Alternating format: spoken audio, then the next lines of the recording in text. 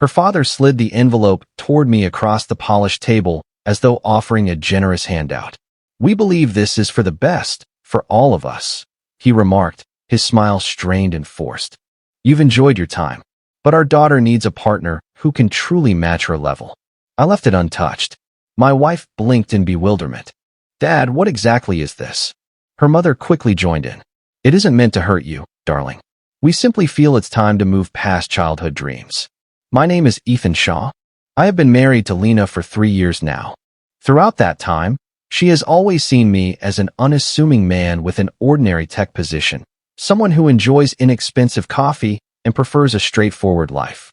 She has no idea that I am the quiet co-founder of the exact company where her father holds a director's seat, and that for the past 5 years. Every major choice he has made has first received my approval. This particular dinner, I was the one who arranged it. This table, my selection. That envelope, something I anticipated. I lifted the flap.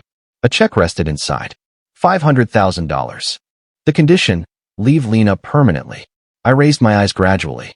Her parents observed me closely, already mapping out her next chapter as if I were a minor detail to be erased. I neatly folded the check, returned it to the envelope, and pushed it back across the surface, still sealed. Lena glanced between me and her parents in shock. What in the world is going on? Her father remained composed. "It's about protection, sweetheart. This man isn't your long-term path. He's merely a temporary stage." My wife looked as if she had been struck. I stayed composed. I needed to witness their true nature. No masks, no holding back. And that evening, they revealed everything. "Accept the money," her mother urged, now addressing me directly. "Begin fresh. We'll even assist with moving somewhere new." I exhaled softly, almost chuckling under my breath. "Do you honestly believe I married Lena because of money?" I asked calmly. Her father leaned in closer. "I believe individuals like you, those without much background, tend to gravitate toward women like my daughter. People like us." I gave a small smile, then turned toward Lena. "I never intended to reveal it this way," I told her softly. "I never aimed to win them over. All I ever wanted was for you to care for me as I truly am." "What are you even saying?" she whispered. I reached into my jacket and placed a business card on the table, sliding it forward. Her father's gaze flickered the instant he recognized the emblem. "That's our company," I confirmed with a single nod. "I've held 49% ownership since long before your appointment as director." In an instant, the atmosphere turned icy. The quiet that followed felt precise and cutting. Lena stared at me, torn between amusement and tears. Her father drained of color. "Utterly. That's impossible," he muttered. I lifted one brow. "Would you prefer I quote the founding documents? Or perhaps recall who signed off on your latest compensation package?"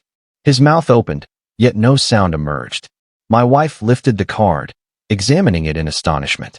"Wait, 49%. Her mother gave a shaky laugh. "That can't be right. You're just a what?" I inquired gently. "A coffee server? A nonentity?" "That's the image you received because that's the one I allowed." I shifted my attention back to Lena. I had chosen silence because I craved one area of my existence untouched by influence, wealth, or those who view affection as something transactional. Her father eventually regained his speech. "If what you claim is accurate, then why bother showing up tonight?" I held his stare evenly. "To meet you on equal terms. I needed to observe who you become when you assume I'm inferior." He rose abruptly, hands balled. "You've embarrassed us." "No," I replied, standing as well. "That was entirely your own doing." Then I faced Lena. "Shall we leave?" We exited the restaurant without a word. Lena stayed silent until we were well on the drive home. "Were you planning to hide this from me indefinitely?" I glanced sideways at her. "No, but I refused to disclose it during dinner while your father attempted to purchase my exit like I was some temporary hire." She turned her gaze away. "I'm not sure how to process any of this." "Begin with honesty," I suggested. "You married someone who creates without fanfare. Someone who has no need to display wealth to validate his value." She remained quiet for an extended moment. Then, in a hushed tone, "You allowed me to think we were barely getting by." "We never were," I answered. "I simply desired an authentic connection, not a show." Later that evening, her father phoned. Twice. I allowed both calls to reach voicemail. Then an email arrived. A single sentence. "We must discuss this." It concerns the board. The realization had finally struck him. Because my role extended beyond co-ownership. I possessed the key patent behind the software driving their billion-dollar valuation surge. And unlike his grandiose job titles, my name appeared directly on the legal records. They had attempted to remove me with a payout. Now they were discovering the truth. True influence doesn't always announce itself, until it does. The upcoming board session was set for Thursday. I sent no confirmation. Instead, I arrived ahead of time, not dressed formally, but wearing the plain gray sweater they had repeatedly ridiculed whenever I collected Lena from gatherings. I wanted them to identify me clearly, not as an outsider, but as the individual they had attempted to brush aside. The second I entered the transparent meeting room, a heavy hush descended. Her father occupied the primary chair, his face already ashen. Two other board members exchanged murmurs. The legal representative appeared queasy. I claimed the vacant chair at the opposite end. They anticipated my first words. I offered none. Instead, I opened my portfolio and set down one solitary document, the foundational agreement, bearing my signature, countersigned by the initial backers. The very paper confirming my 49% holding, along with the veto provision her father had conveniently overlooked. The session commenced. I permitted them to proceed with routine items. Then, precisely when they moved to vote on a significant purchase, one her father had publicly committed to investors, I quietly lifted my hand. Veto exercised. Everything halted. I eased back in my chair. Shall we have that conversation now? Her father's tone grew rigid. Ethan, this deal is crucial. We've made public statements. You made announcements, I clarified, without involving a co-founder, without full board approval, and certainly without reviewing Clause 17.3. The attorney shifted uneasily. He understood the accuracy of my point. Another director leaned in. This could violate our obligations to disclose to investors. I kept my expression neutral. Revenge wasn't my purpose. I aimed only to remind them that the person they tried to bribe away was the same one who had safeguarded the company's fundamental systems back when they barely grasped basic security measures. I'm not here to wreck anything, I stated. I'm here to guide it properly. Her father gripped his hands tighter. You're turning this into something personal. No, I responded. You did that. The instant you pushed that envelope forward and attempted to exchange your daughter's happiness for your sense of dominance. A deep quiet settled, until a younger board member finally spoke. Perhaps we should cease viewing Mr. Shaw as an adversary and begin acknowledging him as a true collaborator. I rose. Excellent, I said. Because as of tomorrow, I will no longer remain your invisible partner. I will take my proper place. The official announcement appeared online Monday at 9 sharp. Ethan Shaw appointed co-CEO of Linhart Global following key governance adjustments.